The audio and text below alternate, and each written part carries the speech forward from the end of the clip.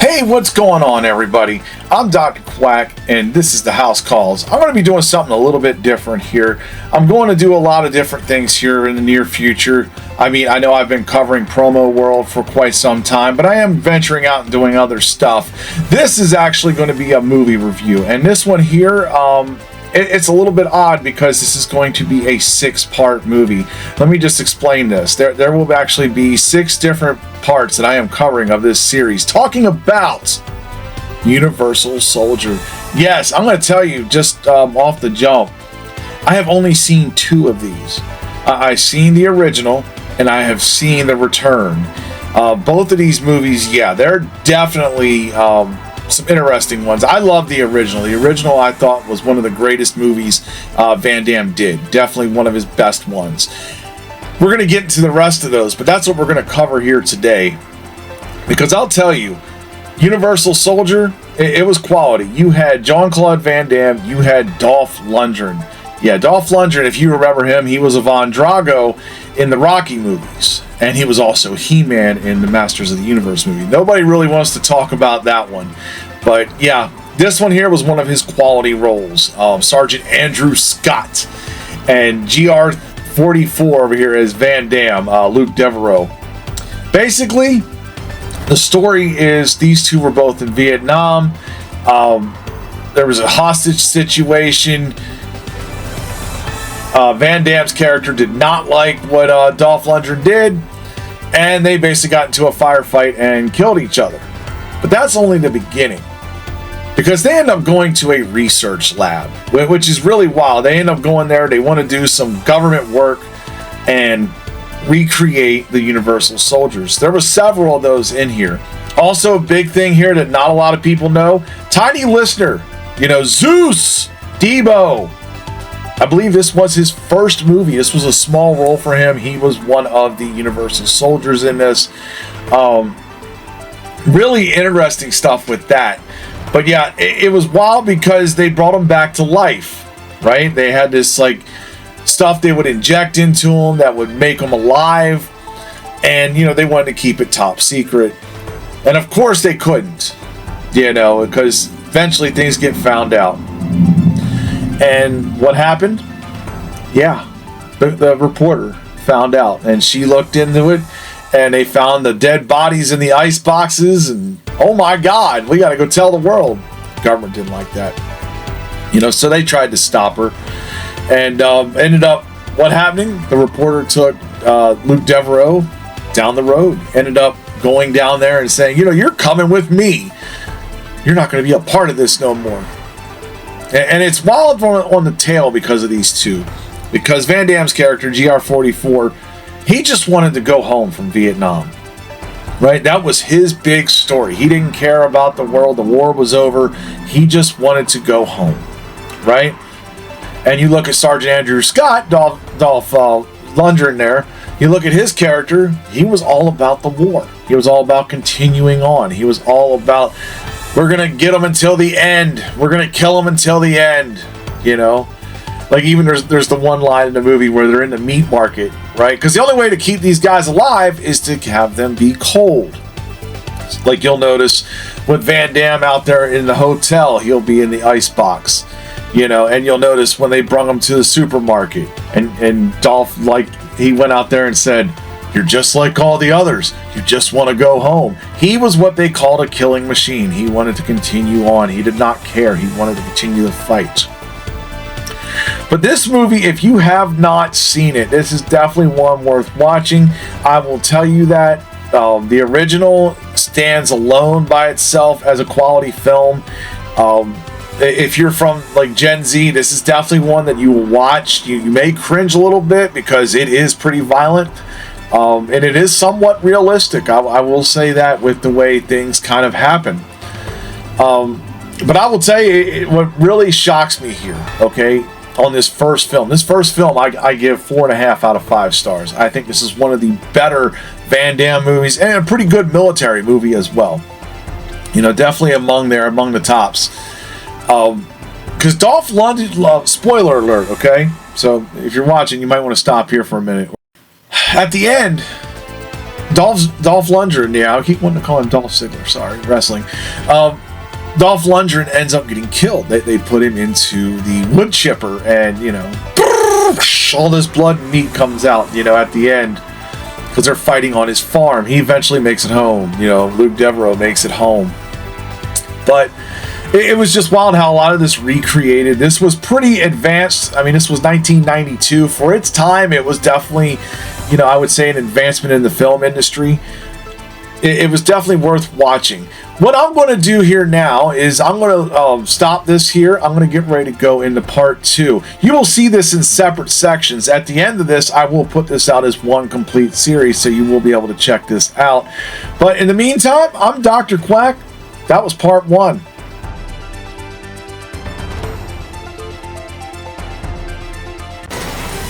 Hello everyone, welcome back to another episode of the House Calls. I'm Dr. Quack. This is part 2 of the 6-part series covering the Universal Soldier. Yeah, there has been 6 installments of this movie, and I'm going to tell you, if you haven't watched part 1, by all means, it's out there. Go check it out. I will say that's definitely the best of the series. I think that's a given, but we're going to go into part 2, which is not going to be an enjoyable ride, I will tell you. I'd just be thankful that I'm watched it for you, because I will tell you, it's pretty bad.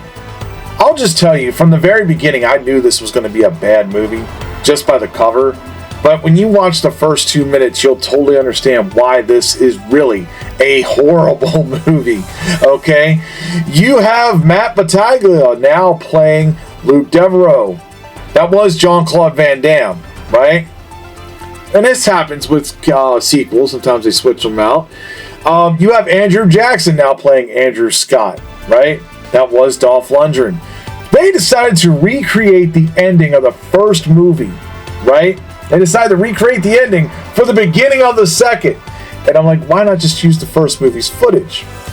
There's reasons for this. Pretty much, they did not want to associate Jean-Claude Van Damme with this sequel. And it's really apparent when it comes back in the fourth one. We'll get into that later on. But, yeah, this movie had 2 big stars in it, too. Okay? And one of them you barely see. And I'm talking about Burt Reynolds. Burt Reynolds, he is the CIA deputy director, right? You get him in a very small capacity. You don't really see him on there. In fact, this case, this DVD that I'm pulling up right here, this is the only thing you can really see him on that I have from the internet. I mean, if you watch the movie, you will see his back towards you. But of course, they're saying that's him, and I'm going to go with it, you know?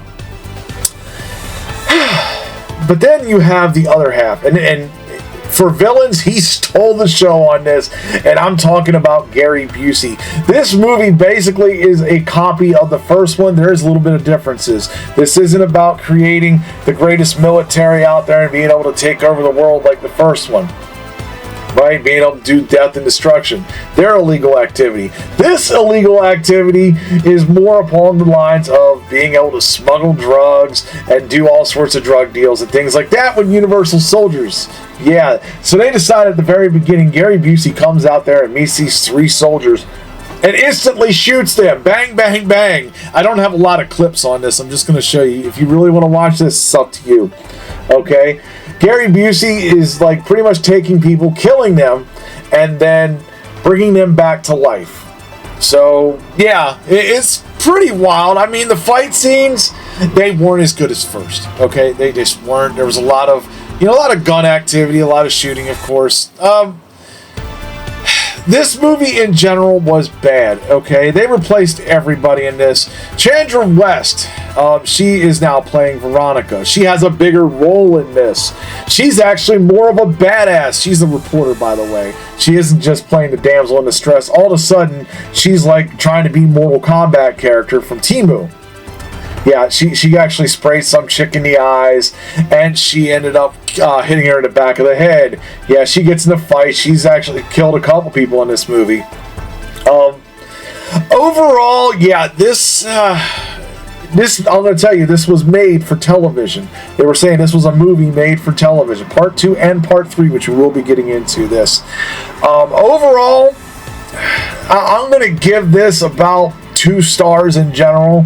I'm being gracious, okay? I'm being really gracious. Like, if you are a huge fan of the Universal Soldier series, or you're a huge fan of Gary Busey, this would be something you would want to see. If it's not one of those two, you may want to skip this. I'm just going to tell you.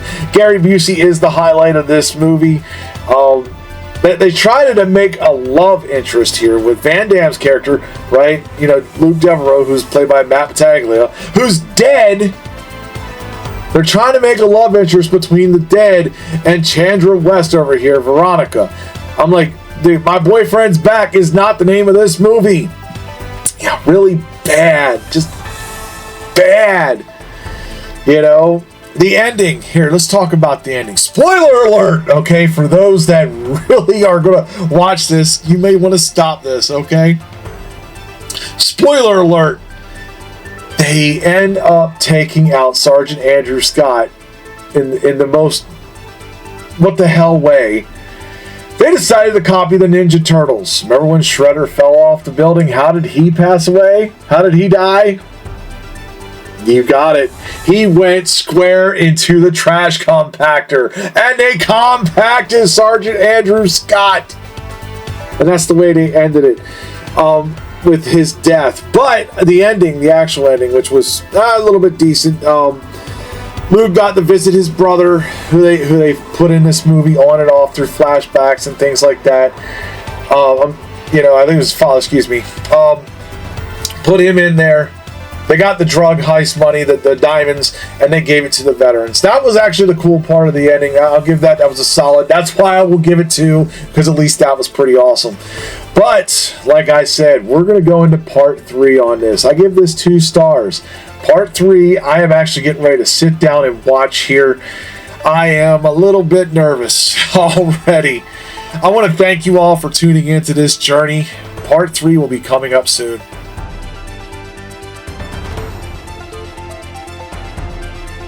Hey, what's going on, everybody? It's Dr. Quack again here with the House Calls. I'm on my 3rd part of the Universal Soldier series. Yes, Universal Soldier 3. That is what we're going into today. And this is a continuation pretty much of part 2. Let me just explain this off the jump, okay? The original Universal Soldier ties into 2 and 3, but Part 4 pretty much cut out 2 and 3, so it pretty much goes 1 to 4. These 2 don't matter in the film because it's loosely connected, but it's not connected. They tried to make it this way. I'll explain a little bit. But so basically, you have Luke Devereaux and the reporter. They ended up going to Canada after all the war in Part 2. If you haven't seen Part 2, check it out. By all means, check out my review on that. They decide to go to Canada. Right? And they're trying to have a new life, a new freedom, because they're not considered fugitives over there. They're considered fugitives in the United States. So they go, and the reporter lady, she's going to meet her friend, Veronica. She's going to meet her friend who's in the industry. And it turns out that this turns into a hostage situation because the party was taken over by fugitives. Yes, all sorts of madness. And they made Veronica on screen read a script basically saying that they're demanding all this money, you know, or they're not releasing the hostages. The movie is cheese. I'm going to tell you, it is. If you watch this, you will definitely... it's on the cheese factor here. Like, if you ever watched The Substitute, right? And you had The Substitute 2, 3, and 4, where you had Treat Williams. These were straight to DVD movies, right? But they were decent to good DVD movies, right? They weren't bad. This is cheese because you're replacing Van Damme with Battaglia over here, and yeah, it's pretty trash. I'm just going to tell you, it's pretty trash. The only big name really in this film, I mean, you had Gary Busey again, but that was showing scenes of Part 2, and eventually his death, right? The big one here was Burt Reynolds. Burt Reynolds actually had a huge role in this one. That's what made it wild, because he was, throughout this film, pretty much making all of the decisions. But some of the things that really got to me in this film, and there may not be a lot of things here. I'm kind of filming this before I'm looking for clips. So, just going to tell you, they decided to take all the criminals that had this hostage situation, and they were killed off by Luke, right? Devereaux. They decided to bring them back to life, which is really wild. They brought them back, because they were bringing soldiers back because they were disciplined. But they decided to bring the criminals back because they thought it'd be easier. When the criminals didn't start listening to the government, they just went and did as they pleased. Even though they were after him, they didn't mind taking out bystanders. That's what made this movie wild. A lot of good action. You had about 7 different GRs that were there. Kind of hilarious. But yeah, there was action scenes. A lot of bullets flying, of course. That was the main way of killing people. Few people got their necks snapped. Nothing major out of the ordinary here. I mean, it's considered horror, but is it considered horror? It's action. I mean, today's standards, you have horror comedy, you have horror drama, you tell me. But the 2 wildest parts to this, let me just tell you, okay, was probably about 40 minutes forward. Because Luke and his brother meet, right? They bring his brother back from the dead, and they decide to try to have him kill his brother Luke.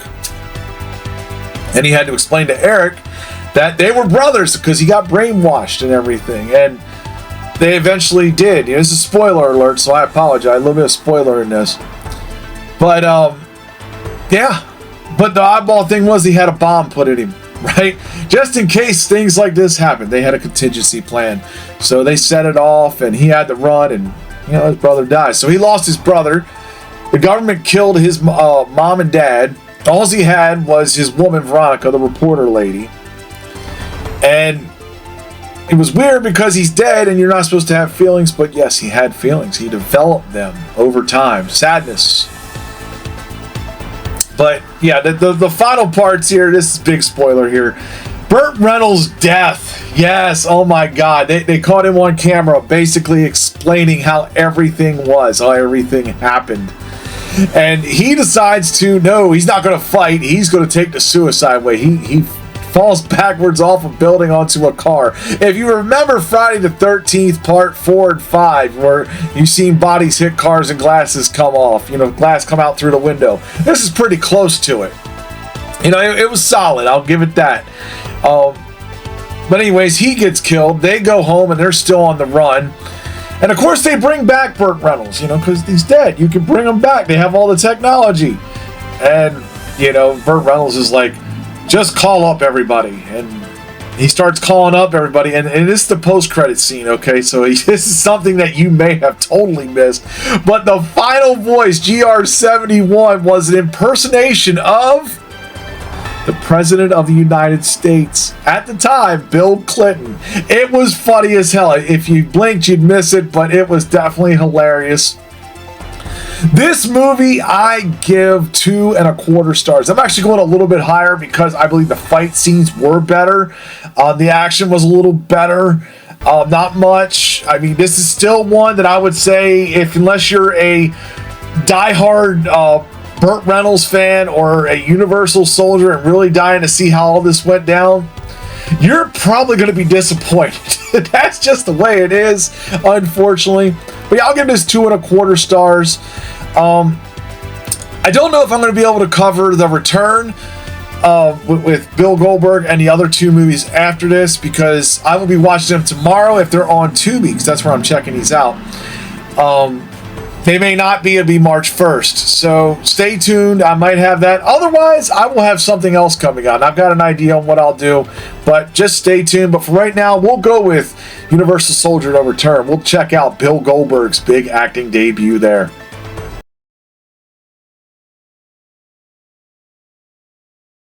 Hello, everyone. I'm Dr. Quack. Welcome to the House Calls. I'm going to be talking about Universal Soldier: The Return. Oh my God, yes, the 4th installment. If you haven't seen the first 3, by all means, make sure you check them out, because I'm going to be going into this one.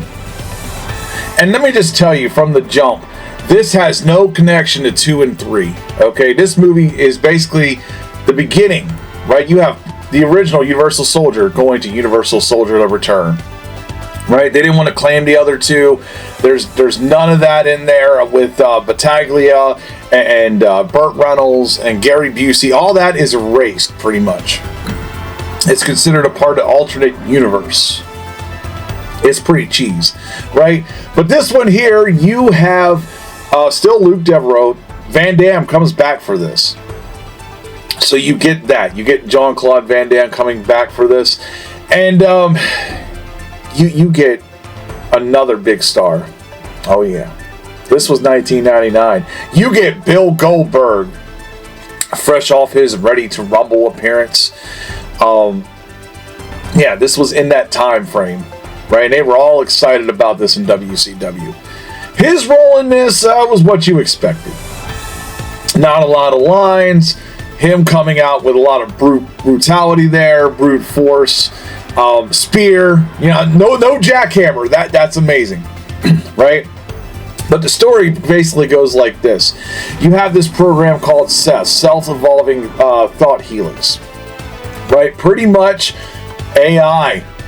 It's very similar to what's going on today. AI controlling everything, right? And it used to work with the government until it didn't.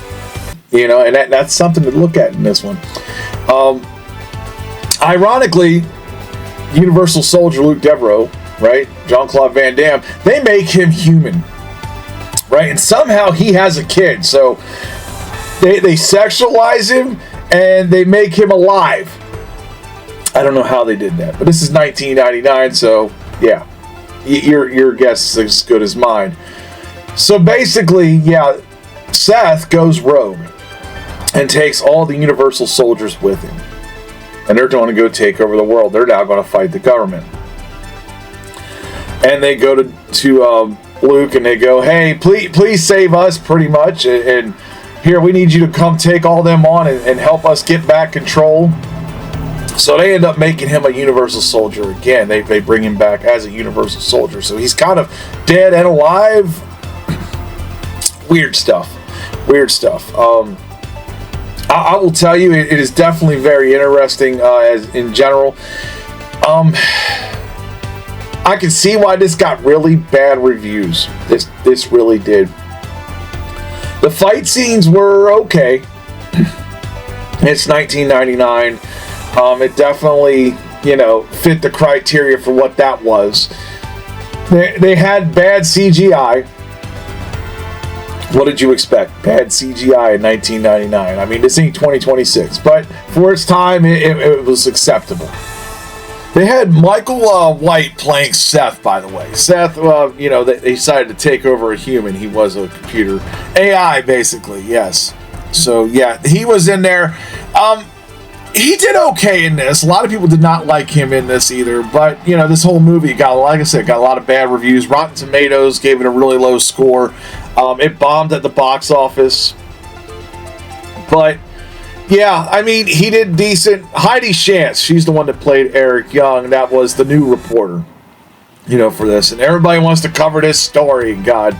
But I can tell you, she did punch the general at the end, which was pretty cool. The general, which you may remember from Super Troopers, that was Grady. That is the only time I've ever seen him. I can't even remember his name.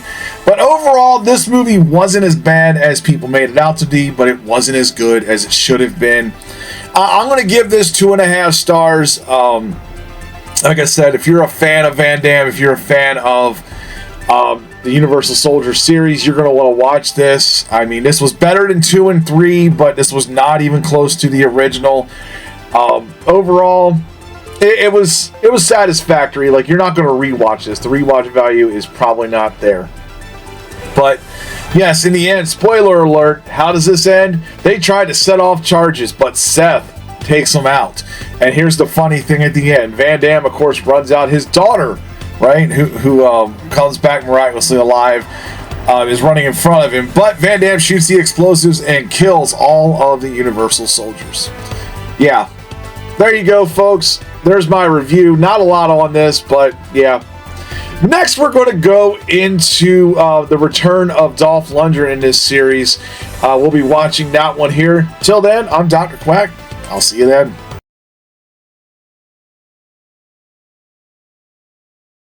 Hey everybody, welcome to the House Calls. I'm Dr. Quack, and we are now on our 5th installment of the Universal Soldier. This is Regeneration. Yes, this came out in 2009. It was a pretty decent film for what it was. I mean, you can't compare this to the original, but I will in some respects, because the boys are back in town. You get Dolph Lundgren, you get Jean-Claude Van Damme. That is awesome. I do love that. You even get a new generated Universal Soldier, the NGU as he is called. We get the Pitbull coming out here from the UFC. It was pretty interesting to see how he did, but just like every other actor you saw there, like Bill Goldberg, didn't have a lot of lines, just a big fighter, big bulky guy. It was okay on that part. This film actually got filmed mostly in Bulgaria. And it's wild how it dealt with like the Russian diplomat and a nuclear reactor. That's why Jean-Claude Van Damme's character Luke Devereaux got brought back into this, is because he was a civilian. They said, we're going to discharge you from the Universal Soldiers. We're going to make you human, let you live the normal life. But this happened. They decided to have the Universal Soldiers go rogue yet again. And they were planning on taking over the world. Plan on detonating a bomb and kidnapping the Russian Prime Minister and all this other stuff. And of course, Dolph Lundgren's involved in that. Sergeant Andrew Scott. So yeah, Jean-Claude, became a Universal Soldier again. Had his things put back in him to where he could live while being shot and stabbed and everything else. And they sent him in. It was like a rescue mission. Overall, the movie was low budget as hell. I will say that. Like, if they would have had a higher budget and actually would have been put out the same way the original Universal Soldier did, I think it might have gave it a run for its money. But I will say, without that, it's still better than 2, 3, and 4. I thought it was better than what Bill Goldberg did. Bill Goldberg, I'm sorry, was cheese in comparison to this. But yeah, overall, this was a decent film. I will definitely go with that. It's funny because this didn't get released out there to the public. This wasn't in theaters. This was actually at the Fantastic Fest in Austin, Texas on October 1st, 2009. It got released, and it had like mixed reviews. Basically, people either really loved this for how dark and deep it really got, because it was a more serious tone in this film, and that was a great thing to see. Like, they actually took this film more seriously instead of just, here, we're just going to have fight scenes, and that's about it. No, they wanted to make this pretty realistic, which I enjoyed. Some people didn't like it because it was low budget, but what can you do, man? I mean, they made the movie. I thought it was a great part in comparison to some of the other ones. And it actually leads up to the Days of Reckoning, the final film that we'll be covering after this. Overall, I give this movie itself, I'm going to give this actually 3 stars. I actually feel like if it had a better budget, I think it'd be close to 4. I thought the detail of it was actually really good. The fight scenes were great. I thought Van Damme did a great job, considering this is 2009 and the first film came out, I believe, in the early 90s, like 93, I believe, somewhere in that area. But yeah, a lot of time frame there. Dolph Lundgren, the 2 kills in this that really stuck out. Spoiler alert, okay? I'm sure you can figure out in some respects, but Dolph Lundgren came and tried to charge Jean-Claude Van Damme, had a pipe lodged right here into his head. Right? And these guys are not supposed to die. Right? Not supposed to die. Well, lodged right there, and he's like still talking to him, trying to, I guess, explain his final piece. Van Damme pulls the shotgun, puts it into the pipe, and shoots. His head off. It explodes everywhere. Really cool there. And you're thinking it's over, but it's not, because the other one is actually still alive. Talking about the pit bull. And the bomb is still there, still going off, and it was right near the nuclear reactor, so yes, it was getting ready. And of course, they lead down to the last second, and it's like there's 20 seconds left on the bomb. Of course, Van Damme manages to pick it up, because it doesn't explode, the timer, really weird, right? Puts it in the back of his shirt to where he can't get it out, the pit bull. They both fall off a building, no explosion, no nothing, but they both land on a bunch of pipes. Van Damme is able to walk, I don't know, 30, 40 feet away, just in a nick of time for the other guy to try to pull it out like this and look at it, and it goes to zeros, and he explodes. Yeah, I mean, it was a little cheesy there at the end, but it was still kind of cool to watch. I mean, the film, I will tell you, if you're going to sit down and watch one that isn't the first, this is probably one I could recommend. I will give it 3 full stars. I think this is quality as far as the story writing goes, but and the action. But if it had a better budget, it probably would have gone towards 4. It probably would have been close to the original. That's my opinion on this. So up next, we are going to deal with the final installment here, the Days of Reckoning. Yes. God, I'm so glad to be over with this. You will see that tomorrow. For all that, I'm Dr. Quack. I'll see you next time. Hey, what's going on, everybody? This is Dr. Quack from the House Calls. I have now the final episode of my Universal Soldier reviews. Let me tell you, Days of Reckoning here. The Day of Reckoning, really, that's what it was, yes. Oh my God. I will tell you, this was not television friendly. This was not something for young kids to be watching. This was rated M for mature. I know it was rated R, but let me tell you, this has some great violence, partial nudity in this, all sorts of madness. Let me just tell you, this was a wild, wild movie. And if it wasn't for this series, I wouldn't have watched it. I will tell you. I mean, great things about this. You had Jean-Claude Van Damme, and you had Dolph Lundgren. Yes, they were in the one before here. They were in the original. I'm telling you, those movies, the ones with these two in them, that's what matters. Everything else you can kind of skip if you want to, or if you're really just trying to find out what to watch. I mean, you can, but those three, this one here is definitely a must-see, especially if you're a fan of the Universal Soldier movies. If you're a fan of action movies, yes, sci-fi movies, yes, this had it all. Scott Adkins in this guy plays John. That is what his name is in this movie. John doesn't have a last name. Pretty much he has amnesia because at the beginning you will see some violent stuff. He gets to actually visually see his family get killed. And he's trying to figure out all the pieces. That's what this is, pretty much John trying to figure out what the hell happened. This is a 2-hour movie, by the way, so this is a little bit of a time cruncher here. Hour and 54 minutes to be exact. And then you have Mariah Bonner. Mariah Bonner was in this, and let me tell you, she played an interesting role in this. Pretty much she came in later towards the first third of the movie, roughly, but stayed in it pretty much all the way through. Baltimore native, you gotta love that. Yep, that's me. That's from the Maryland area. Known for The Social Network, if you've ever seen that movie, yes. She didn't have a lot of stuff in her career, but yeah, she's on the producer's side. She did a good job in this. I will say this for the movie overall. A lot of fighting, a lot of violence, a lot of action. Overall, I give this 3.5 stars. This is probably my second favorite movie out of the 6. If I only had to rank them right now, I mean, I would put the original number 1, but this would be number 2 over everything else.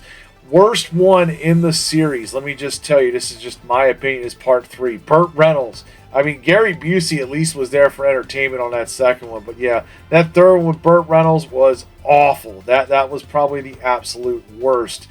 But yeah, so all that being said, yeah, it was pretty wild. The ending, spoiler alert here. John, of course, has to fight Dolph Lundgren and Jean-Claude Van Damme because they're the villains in this. They are not the heroes. They went rogue. They took over the whole Universal Soldiers. There was like just hundreds of them.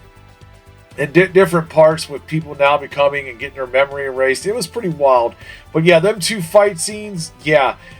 Just seeing the sword go up through here, through the skull of Dolph Lundgren, that was really a cool effect. And Jean-Claude Van Damme with the makeup and everything, being the leader he was, got eventually killed in this. And like he said, there's always going to be more, and there was more.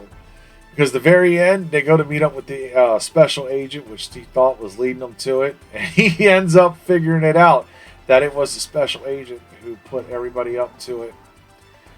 So the government was technically in control there all along.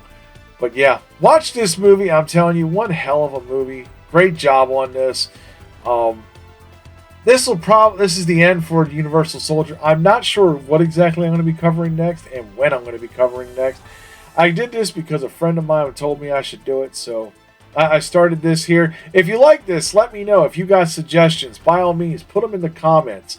I might get to them. Till then, I'm Dr. Quack.